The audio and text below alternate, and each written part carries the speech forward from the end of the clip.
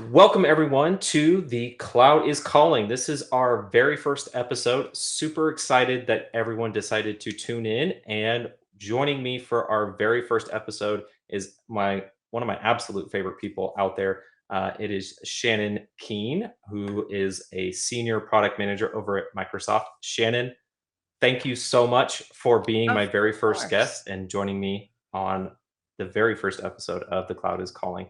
How are Of you? course. I'm well. How are you? I'm doing really good, That's actually. good. That's This good. is yeah. No, this has been a long time coming and finally able to, get this up and running, and probably the title was the most difficult part, but I'm hey, we're sure. here.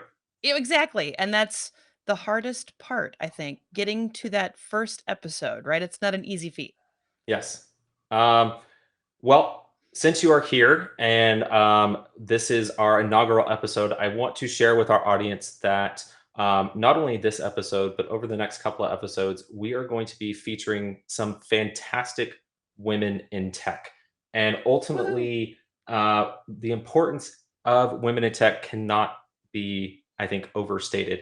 And so, my question to you is in your mind, in your view, why is it so important, and what can be done to help push this further along to get more women in tech? So it's interesting, right? This whole notion of neurodivergent. I think there's a lot more of us out there than we ever knew before.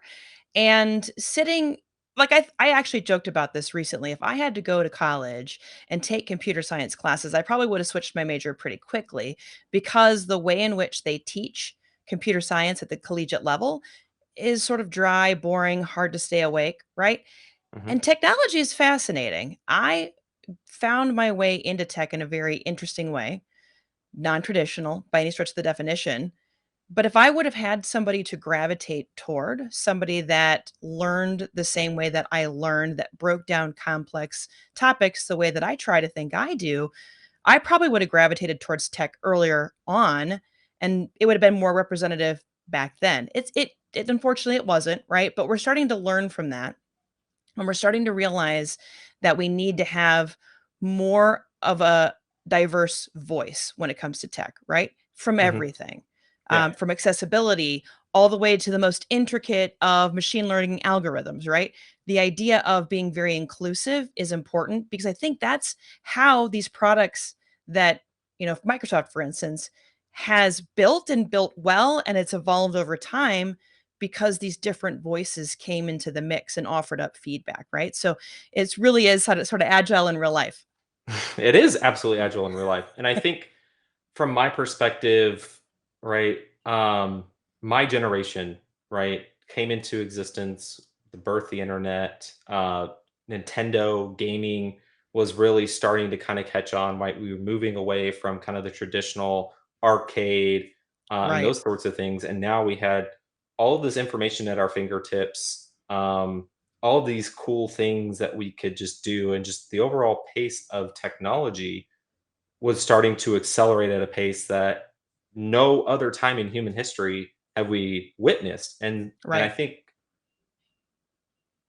call this, I guess, nostalgia for me. I feel like part of what's helped that has been the gaming industry. And Yes. we were chatting before the show started about your favorite game. And obviously I have a favorite game of mine, but just given your role and such a large organization that also has a gaming division, do you feel that's one way we can kind of help shepherd in more inclusivity and Oh, diversity? yes. Yes, I definitely think so. So one of my favorite games is Horizon Zero Dawn, and yeah, it's not on Xbox, so sorry. But I also am a fan of some of the games on PlayStation too. So at my house, we have both gaming consoles, and we tend to spend time on whichever console has the most awesome game at the time, right? So we deviate and go back and forth pretty readily. The reason that I love Horizon Zero Dawn so much is because it's got a female protagonist, something that you hadn't really seen a lot of as a kid growing up, because I think we're right around the same age without going into how old we really are, We'll right? leave that off the table. Right, exactly. I had to find a part of me in a fat Italian plumber, right? I love Mario. He's a great guy.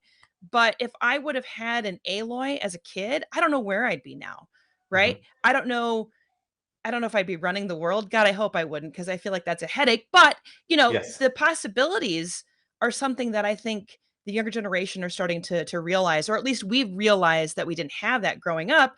And so we're starting to do things that are more inclusive of the different types of ways that people learn, even from an early age, right? So I've got a little guy at home, and some of the toys that I'm seeing, they never existed the way they did when I was a kid, right? It's almost like they factor in everybody's a little bit ADHD, little bit everybody's a little bit ADD. And so some of these toys I Mhm. stare at it and I'm like, I don't know what I would have done if I could have gnawed on a toy and made a noise over here. And I'm just thinking to myself, I'm like, the possibilities have just become so different over the course of my existence, right? And Yeah. it's great to see it play out that way. And so yes, I definitely think gaming would be a fantastic way to bring people into the fold of tech because it's super fascinating. And I mean, a lot of the folks that built gaming platforms, they were all self-taught. So now you Mhm. can go to a university and you can get the same course curriculum that the folks that sort of learned it on the fly did, which is great. But, remember that the folks who sort of built out that curriculum, they sort of learned on the fly too. And I think that's a lot of tech too. I mean, I don't know if we joked a lot when I was in the field. We became the just in time experts, right? The folks that knew what they were Oh, talking about absolutely. minutes before a meeting, and you just had to know Mhm. X amount more than your customer, and you were the expert, even though you had just touched it maybe 20 minutes before the meeting. It happens, folks. It does. But yeah, so I think gaming would be a great way to bring folks in, especially if you could break down the complex technology concepts of what you're doing inside the gaming platform, right? So programming languages are super interesting, something Mhm. that I didn't gravitate towards until later in my professional career, and I've dabbled here and there but haven't really picked something. And if you could, disguise it in a way where it's exciting and it's invigorating, I guarantee you more folks would probably come over. And video games are really this awesome spot for folks to get started into the realm of tech. That's the way I kind of look at it. I don't know if that's quite holistically true, but that's the way it seems like to me. I don't know. There's a lot of different aspects. I've read about different organizations, recruiting people based on the type of genres that they play from a video game That I didn't perspective. know. That's kinda Yeah. cool. That's an interesting way to sort of figure out the personalities, right? Yeah. Because the people that you work with, you hope they have something in common, right? You hope they're not Mhm. all just into, I don't know, something, Game of Thrones, or they're not all into Yep. football, or they're not, you know what I mean? Like, there's a lot of different unique things that folks can find fascinating out there. So that's an interesting data point for folks to now start doing recruiting based upon the video games that they play. It's Yeah, I'm curious to see what happens with it as it continues to build and see what other data they have. But yeah, they've been collecting it for a couple of years now as a trial, and so I think Wow. very interesting. Yeah. Depending on things. So you talked about your favorite game. My ultimate favorite game is Assassin's Creed, and I do like Assassin's Creed too. I know I'm a history fan behind the scenes. I've read all sorts of history. So to be transported to different eras and different times and just see like the world that can just be created and you Yeah. can just kind of picture in your head. But similar to your same story, recently they made a similar shift starting with Valhalla, I think, right? Odyssey. Mm-mm, Oh, Odyssey. was it Odyssey? Odyssey Okay, was the I thought it first. was Yeah. Valhalla. Okay, and Valhalla Valhalla, was in second. yeah, yeah. Odyssey, they made the switch. You could be either a male or a female protagonist, which surprisingly enough, Cassandra, who's the female protagonist, became way more popular than the male protagonist. Interesting. And So same with I didn't track Valhalla. that. Yeah, Wow, same cool. with Very Valhalla. cool. Eivor, who was the female protagonist, was far more popular than her male counterpart by Wow.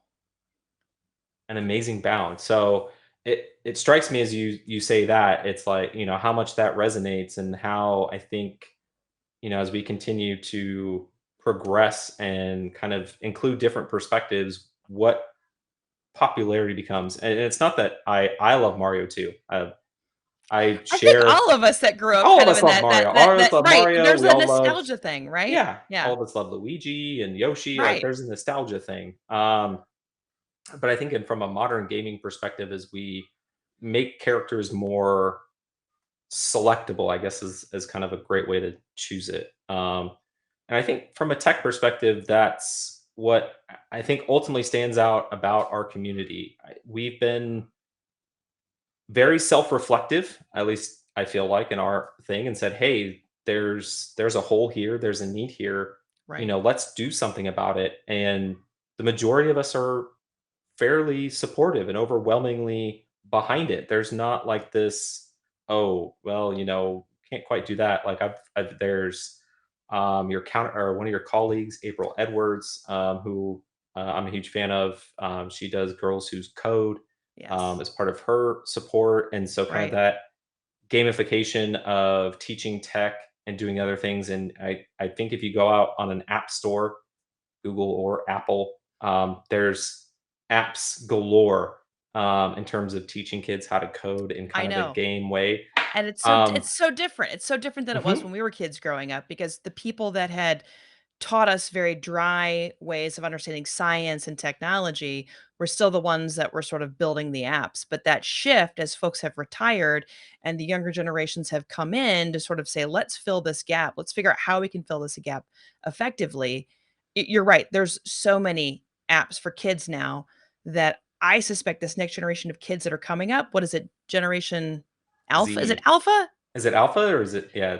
I don't We're remember. Whatever I don't generation remember. is Yeah, young right we're now, like Z and like then young, like alpha yeah. is young. I feel like by the time that they're of working age, it's gonna be a very different world, and, I can only imagine where we're going to be. Maybe at that point, it'll be like it is within, Star Will Trek: we get The Next Jetsons? Will we Generation. finally get flying M cars? Because we maybe. were promised I that by mean, 2000 and well, we're 2022. wasn't it like 2053 in the Star Trek Next Generation era where we all of a sudden became interesting to aliens because we had figured out a lot of Yes. technology? I think Something it like was that. Yeah. right around the it Something was like in the that. early 2050s, and so maybe we're on track to match up to that TV series. Gene Roddenberry might be a vision like Right? prognosticator here. I don't know. Without even knowing, right? Without even knowing. But I do want to talk about what you do at Microsoft, Sure. interestingly. The reason why I brought up gamification, because we're starting to see that from a security perspective and how we teach security professionals different things. We've been gamifying security concepts as part of a way to improve company's security posture. And so I wanted to get your thoughts as somebody who is a product manager inside of Microsoft Security, kind of your thoughts on what you see from a customer perspective. Do you think gamification from a security perspective is an effective tool, or have you seen something be more effective from a customer education standpoint? Good question. Good line of questions, really. So, when it comes down to it, I feel like gamification is a way to motivate people, right? And whether Mhm, you're winning a hackathon or whether you're trying to, beat a colleague at some game that wound up getting built and it's supposed to showcase a secure way of doing something because there is all of these different things out there. I feel like that's a great way to incentivize somebody to learn. And so the best way to learn I've found is through positive reinforcement and to sort of gamify that, it helps solidify the concepts even more, I think. So security's a very dry subject if you were to just pull it apart and maybe present it as a 101 class at some university. It's pretty boring. mhm, But if you gamify it, you make it interesting and you start hitting those neurodivergent folks who learn in a very different way. And so as a result, I have seen folks gravitate towards security much better now that we've sort of made it flashy or made it cool, right? There are stickers mhm. galore out there that folks place on their laptops. They went through some hackathon that Microsoft led, or they went through some larger hackathon that, a bunch of different companies were a part of. They wear funny security t-shirts, right? To showcase Yep. one, their nerdiness, two, it's sort of a hip way to get it out there, right? Yeah. And it's definitely a much different reality now that we're seeing I folks will come I will at it have a to little differently. wear my meme shirt, in a later episode. I got it from Microsoft, I love it. but it does say, "I see a certain people," so you'll have to stay tuned for a later episode and see what exactly I'm talking about. I love it. But yeah, to that point, yeah, I mean, hackathons, the stickers, events like Black Hat and RSA now are attended at levels. I mean, obviously pre-pandemic, but even I think now this year, They're starting to go have back in been person a attended little at bit. levels that were unheard of Right. 5, 10 years ago. And Right. I'm thinking of, we have this huge shortage of security professionals, something in like 20 million. And now we've got this emerging workforce, Which is uh, awesome. which is awesome. Yeah. It, Yeah. in your yeah, in your eyes, right? I'm a Microsoft security person. You know, what do I look, or what do I tell my clients, like, hey, from a security perspective, here's kind of the person that you should be looking for, or here's kind of the talent pool that could be coming. And I know Microsoft, amongst others, made that big 30 billion dollar pledge from a security perspective, right? Where do you see that investment going? Actually, is probably my bigger question. I would think that, I don't really know because unfortunately I'm not Mhm. part of that No. side of things, but I would think you're going to start seeing folks that have a very different background than your traditional IT admin. Like, in fact, I think the IT admin, the old white guy in a server room, I think that persona is starting to kind of die out, right? Um, Mhm. Not that it's going away, just die out. You're going to see more diversity. You're going to see more folks representative of all different walks of life because of the way that these different programs, these outreach programs are getting in touch with students or getting in touch with early in career folks. So I often get asked to come and mentor or speak at mentorship events where I talk about my background because I sort of found my way, but it would have been awesome to have a mentor throughout the process, right? Not that I'm unsuccessful. I've been successful, but I often wonder, like, if I had that mentor starting at an early age, would I have found technology faster? Would I have figured out what I wanted to do? Because when I went to school, I picked my major as communication studies, which is great. I mean, I'm using it every single day, but it's a very broad degree for what I do. And as a result, I have had to embrace a completely different side of thinking to get myself more ramped up in the technology space. So, um, to go kind of back to what you were talking about is I think you're going to see this interesting outreach. You're going to see a more diverse candidate pool. You're going to see folks because we're doing these like snackable videos, right? Even Mhm. in the realm of the folks you pay attention to, we're finding that short form video gets the concepts across really fast versus a 30-minute video, a 60-minute video, a 4-hour course, right? So you're going to get folks that are super sharp who have been able to go through scads and scads of minute-long videos, and in theory, they're gonna be just as well-rounded as somebody who has that university degree, right? Mhm. Microsoft even made this interesting pledge a couple of years back where a university degree is not a hard requirement to be hired on at Yep. Microsoft, right? And it followed suit with some of the other big companies of Microsoft size. That's saying something. Like, we will definitely meet you where you are if you have the talent, if you have that learn it all attitude, right? It's not the know it all culture, but the learn it all culture. And if you're hungry, so when I'm not like you're not really hungry, but you have the thirst for trying to get better at what you know, you're hungry for the next opportunity, right? You can't teach that, Mhm. unfortunately. You can teach the technology, right? The Yep. technology is going to be one of those things that, you can always teach whatever's new or whatever changes or the fundamentals because the fundamentals are still around. PS. I It was one of those things when I first started and I'm like, wait, why are we going down this path when I should probably be focusing on like the network stack so I understand what's going on down here? And it turns out the fundamentals are still part of it, right? Yep. Um, but it's going to be interesting to see this, I guess, huge outreach motion of reaching folks where they are versus where we expect you to be, right? So those I you know, there was a funny internet meme that went around a couple of years ago that were talking about what they were looking for out of a cloud engineer. Kubernetes has only been around since 2015. I think they were looking for like 15 or 20 years of Kubernetes Of experience. Kubernetes experience, And yeah. I'm just like, yeah, I think that day is sort of gone. The whole notion of I need you to be super deep in Exchange, super deep in SharePoint, all of that, because skills are changing, technology's changing.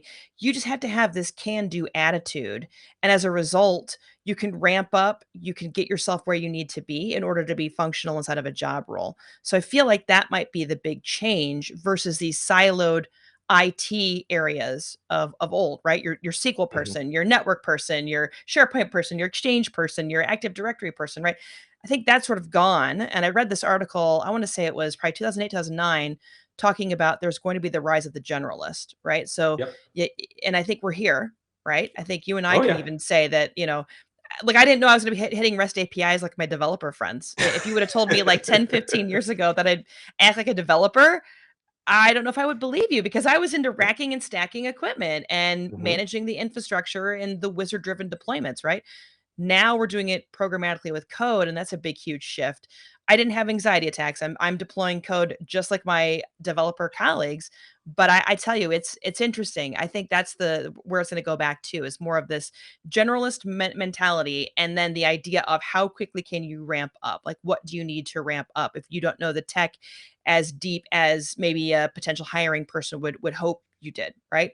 Yep. Because I think most jobs are also realizing that you need a little bit of a ramp up window. You can't just go hit the ground running, talking to customers day 2 of employment, right? You just got your laptop less than 24 hours ago. You set your password less than 24 hours ago, and you're all of a sudden going to go talk to a customer. Should probably get an understanding of what's happening at that company first, you know? You So probably should. Yeah. No, that would be really good.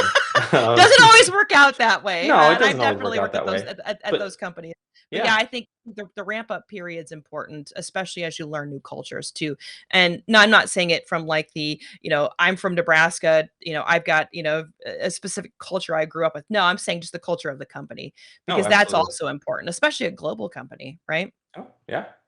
Yeah, I like that companies are giving more of like the 60, 90-day ramp up period to really get employees where they need to be, I think, from a culture perspective, just being efficient and highly functional Right. within their team, their organization, and all sorts of things. And especially, I think the pandemic kind of highlighted that when you're not in an office and you don't have that shoulder to tap on 2 feet over, right? People need a little bit more time, especially meeting virtually, Yeah. to get there where Well, they need to be. and I don't know what traffic is like by you. I've never actually been to South Carolina, so I'm gonna have to go at some point ultimately. But Ultimately, yes, that'd be a good traffic thing. traffic in Chicago is brutal. So when I Hmm. had office jobs in the city, it could take me anywhere from an hour to an hour and a half sometimes to get to and Yeah. from, right? So now that we aren't spending the hour 3 hours, whatever it took out of your day, you have more time to go learn something, right? And Hmm. I think Oh yeah. that's an interesting reality too, because as more companies have moved to either hybrid or fully remote, folks have more flexibility in how they learn and how they consume information, right? So it's all good things. For as weird as the last 2.5 years were, there are some really good things and interesting things that came about. Yes. Namely, the fact that like podcasts are coming back, and short form video now is really important because people are virtual all day long, right? So TikTok 24/7. exactly, right. And I feel like that's half the reason why we can't pay attention to anything longer than like 3 minutes, right? And even 3 minutes is long. Some of those videos, I'm like, scroll. I don't know Oh what you're. yeah, Yeah, swipe. Yeah, I don't know what you're doing. Yeah, no. Traffic where I am is not nearly as bad, but I was just in. I was just overseas not too long ago, and I remember talking with the customer, and we were asking them how long it took them to get in, and some even answered as long as 2 hours. oh I my was like, gosh, that's brutal. That is wow. brutal. Hopefully, So they yeah, can get on a train at least. well, it So was only like once or twice a week, right? So oh, they've okay, moved to a okay. hybrid. So half the week they're at home, the other half, yeah, they do have to come in, but again, you ask them that question and they would be like, "Yeah, like my time of that 2 hours is I'm catching up on my favorite show or I'm catching up like on this." Yeah, and I think So, I think that I think flexibility is the big part of the pandemic, right? We realized yep, that we could live in a flexible world that was less rigid. We didn't have to be in our seat at a certain time. We didn't have to have somebody checking in on us. We're all adults, right? Of course, there were people who abused this, but that's just the nature of humans, right? That's why we are still kind of in a weird pandemic state that we're not in the pandemic, but we're kind of at like the end of it. It's I don't know what you want to call it, the end of the pandemic, probably. So we're at the realization of it's I think it's hit a place where we know it's not ever truly going to away, kind of like Ebola and some of the other like things. Like right.